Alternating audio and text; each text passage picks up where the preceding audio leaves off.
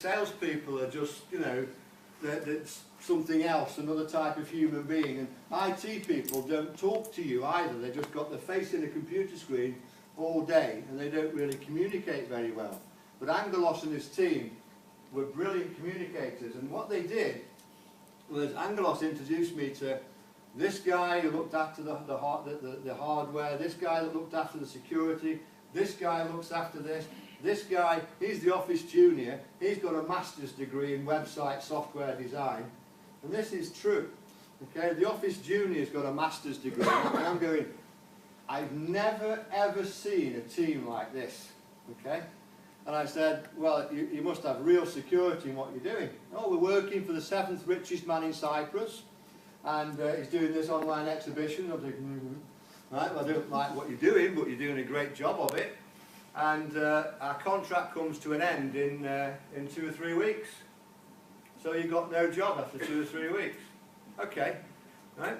And then I'm looking at this free thing that run 1 million people into it over 17 weeks. I'm looking at Google being free. I'm looking at several things. And then I literally got 4 things on a sheet of paper. And I put together a line from discount card loyalty schemes, cartoons, viral marketing, Google, okay, is free, eBay is free, and married them all together and said, well, how on earth are you going to do that? And then I thought, that guy you spoke to a couple of weeks ago in Cyprus, ring ring, I rang him up and I said, Angelos, how long will it take you? Okay, have you got another job first? No. Do you mind, do you think the guy you're working for would mind if we came and got your whole team? No? Right? I said, have you got Skype share screen? I said, what equipment have you got? He said, well, he bought the computer programmers that work for Beep, they've got monitors that look like this. Right? They're this high. And they read the coding from top to bottom because they've got special monitors so they could actually read the codes.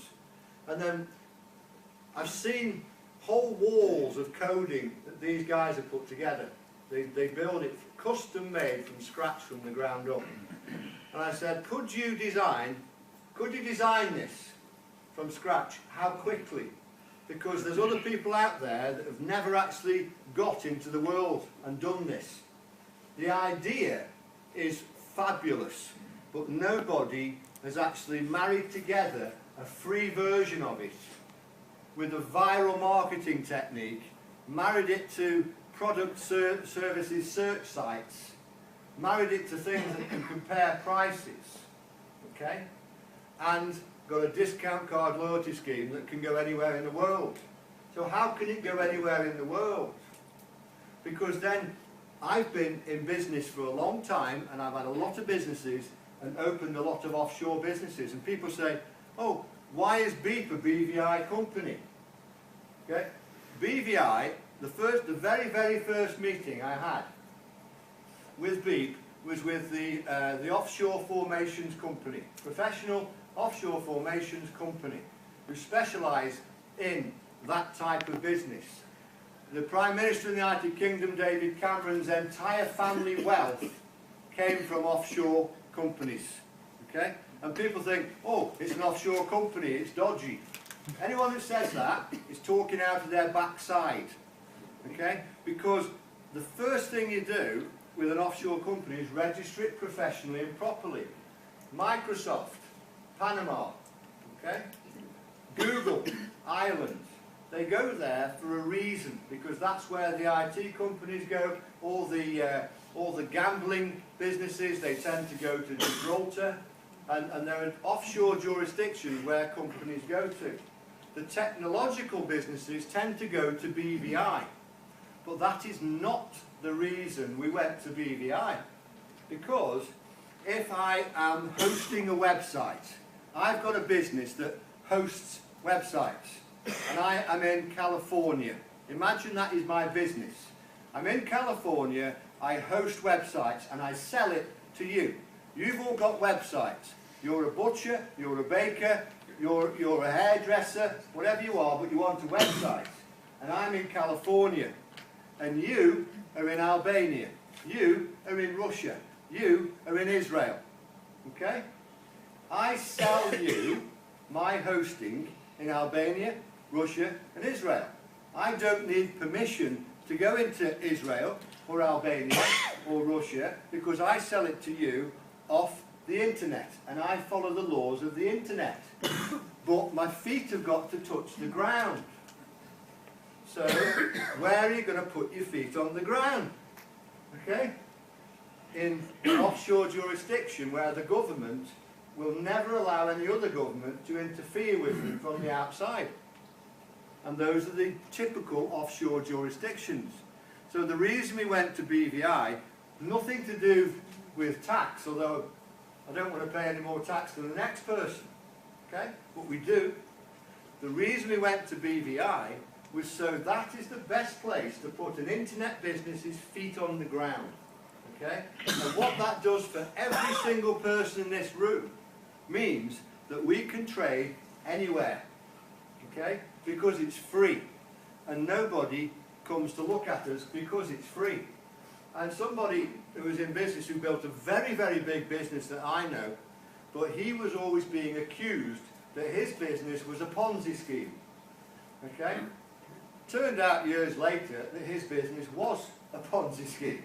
Okay? But people were saying to him, why don't you put on the front of your website, okay, the reasons why you're not a Ponzi scheme? And his answer stayed with me for a long time. He said, here's why it isn't. And if we put it on the front page of the website, you've got people that work for governments, civil servants, and they're the same, okay? All over the world they're the same. They work for the government, so they don't have to perform. They don't have to hit target. Like a salespeople, we have to, if we don't sell, we don't eat, do we? Right? So we in sales are used to performance. When you work for a large government body, and I work for two of them, the Army and British Coal, okay?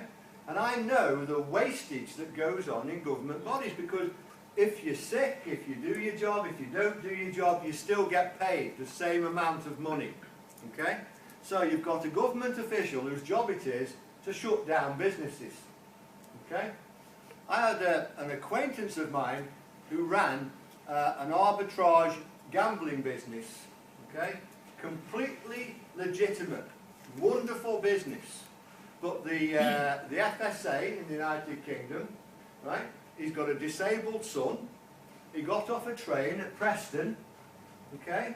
And waiting for him on the train station at Preston were 9 police officers and 3 FSA officers, right? I thought, if you were a member of the public, you'd have thought that man there is an international arms dealer or something, okay? And they arrested him on the spot. They took him off and they left his child on the train station, okay? He was disabled till 11 p.m. at night. They shut his business down, and what they've got is it's called suffocation policy. They shut you down and then they investigate you. They work for the government, so they'll just take the time, they'll make a cup of coffee, they'll go out for lunch, they'll look at the papers. 2 years later, no case to answer. Okay? No apology. 11 people lost their jobs.